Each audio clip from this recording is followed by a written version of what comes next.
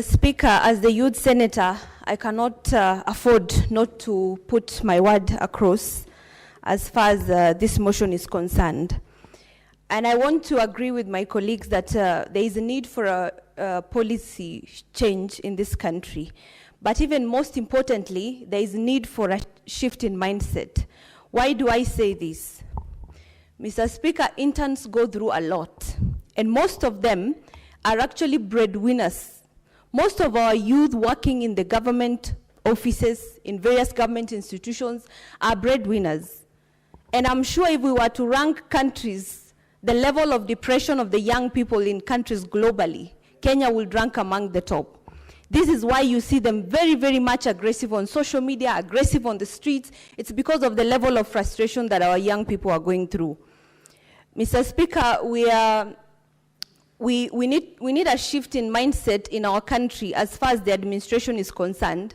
We need to think about programs and projects that will create one of the largest agricultural producers across the continent and globally. We have a very good climate. We have a very good soils. We have enough rainfall in most parts of this country. We have enough land, Mr. Speaker. And if we are able to convert these idle, huge tracts of land into agricultural fields, into plantations, we are able to secure the future and the future of our country as far as food security is concerned. It is so painful when I see sometimes that we have to import maize, we have to import some agricultural produce, when in reality, many of our young people are sitting idle. And these are hardworking people, because I know most of the youth right now are late millennials and Gen Zs. These are people who are very hardworking and can get into business. Mr. Speaker, I have just come back from Ethiopia, and we realized that Ethiopia has beaten us as far as agriculture is concerned, because we were there with our Agriculture, Livestock and Fisheries Committee. There is a policy in Ethiopia that the administration has put in place that restricts land fragmentation. And what is the consequence of this? The consequence is that we have enough land for production, and citizens are constricted into planned housing development. And once you put citizens to live at a certain place, we have enough land for people to produce. And shockingly, Mr. Speaker, in Ethiopia, agriculture is making up over 50% of the country's GDP. Now, you tell me, how much would Kenya make, given that we are gifted in everything? We have minerals, we have the manpower, we have brains. Our youth have brains. They are able to spur development in this country and take us to the next level. Mr. Speaker, I also believe that the government has done quite a lot as far as trying to reduce the level of unemployment in this country. But who is talking about it? Who is marketing what the government has done? How many people are talking about the programs that are put in place? Who is this bridging the gap between the government and the youth? Because there is clearly a huge gap. When you hear the president talking about the things he has done to secure the future of this country, to secure the youth, and you ask yourself, so who is telling the youth what is being done? Because they are totally oblivious. There is need, in my view, there is need to create an independent ministry for the youth affairs. Because, Mr. Speaker, the youth make up the largest demographic in this country. We make up the largest voting bloc in this country. We make up over 75% population of Kenya. That means we cannot afford to have the youth ministry, the youth affairs being put under, and I don't know, the under culture and sports. Those are very diverse things. I don't even see the correlation between the three.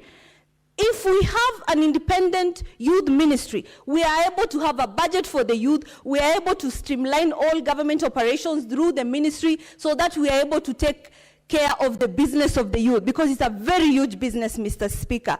And I want to thank my party leader, Raila Odinga, because he had a dream. Mr. Speaker, Baba had a dream in the last campaigns, and he wanted the Ministry of Youth to be an independent ministry. Because, Mr. Speaker, the youth occupied a very central part of his heart. And he understood that the country is going nowhere if we are not talking about the youth. The country is doing nothing if we are not prioritizing the largest demographic of our country.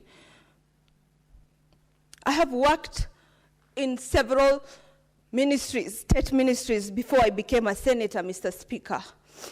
And I remember at one point in a state department, I was working under the Department of Finance. And one of the ladies could barely even see the computer, Mr. Speaker. She was struggling to peep what was in the computer. Because the boss, the top dog in that state department, was from her tribe. And I was the only young person in that state department, in the Department of Finance. And I was given a lot of workload. Being punished for being young, being punished for being new, and even maybe for being a minority. Yet such opportunities should go to very many young Kenyans, very many youth who are your children, for your information. Mr. Speaker, if the administration is able to shift its mind and start thinking of producing rather than consuming, we will start thinking about the manufacturing sector. We will start thinking about factories. We will start thinking about farms. Kenyan youth are very talented and gifted. You can see what they are creating with AI. Is this AI controlled within the Republic of Kenya? If we advance technology, there is so much potential for our young people in technology. Kenya is, I think, ranking as the second largest consumer of internet continent-wide, after South Africa. Not even Nigeria has beaten Kenya. Why? Despite having the largest population, thank you. Despite having the largest population, over 250 million, compared to the 50 million of Kenya, Kenya ranks as the second consumer of internet continent-wide. Because in Nigeria, internet is expensive. So how are we utilizing the affordable internet in Kenya to benefit our youth, to benefit the largest demographic in our country? It's the same thing I always say when campaigning. You cannot think of taking care of a nation without taking care of the largest population of that nation. And when you secure the youth, you give them opportunities in agriculture, in technology, in manufacturing. We will be killing so many birds with one stone. One, we will be securing the future of Kenya as far as food is concerned. We will no longer be borrowing. Isn't it shameful for a nation to borrow food from outside when our youth are sitting idle? When we have land sitting idle? We should be thinking of projects in water, providing water to nomads in the north so that we can farm with our lands. How many investors are coming to set up factories in Kenya? What are we doing with our policies to ensure that our country is an attractive destination for manufacturing? What are we as state officers doing to ensure that when an investor comes, you don't first of all ask them for corruption, for bribery? When Aliko Dangote was trying to set up a plant in Kenya for cement manufacturing, what happened? Mr. Speaker, he ran away because of corruption. How many opportunities would the Dangote cement factory would have brought to the young people in Kenya? How much frustration is being put on our local investors who have been here for so long?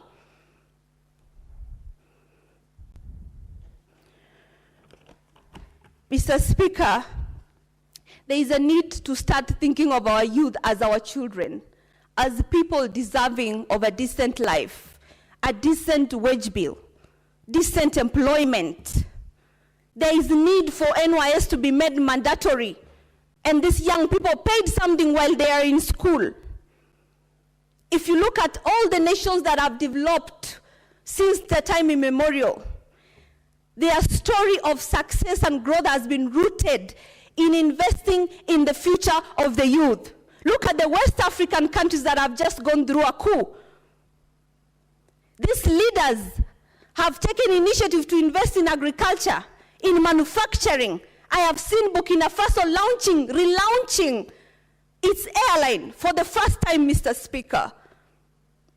While Kenya, we are sitting here being a nation that has developed years ago, but we are still being defeated by small nation. How much are we producing to be able to borrow for loans, to be able to borrow? Personally, I'm very embarrassed to borrow something when I know I can actually get my hands in the mud and get it. I have sold pancakes and mandazis because I couldn't get a job in this government, because I did not know anybody. When I speak for the youth, it's because I have lived and walked this journey. And this was like 6 years ago. It was not long, Mr. Speaker. In this country, we must shun nepotism. We must shun tribalism. My fellow senators, be ready to employ somebody whom you are not related to. State officers and government agencies should be able to employ somebody even if they do not know them, as long as they are qualified. The requirements to be employed should be reduced, Mr. Speaker. You cannot continually impoverish families by not giving the young people whose parents and families have impoverished themselves to school them, and still they have to wait for close to 10 years to get a decent job. And then the same government wants to take care of the same parents that it has impoverished. This is a repetitive circle of poverty, which we have the power as a nation to change. Thank you, Mr. Speaker.